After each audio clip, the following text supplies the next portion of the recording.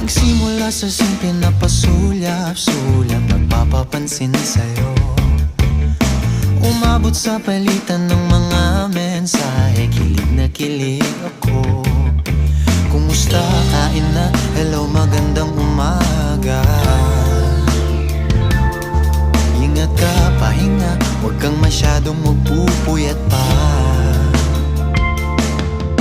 Naramdaman ng puso na dahan-dahan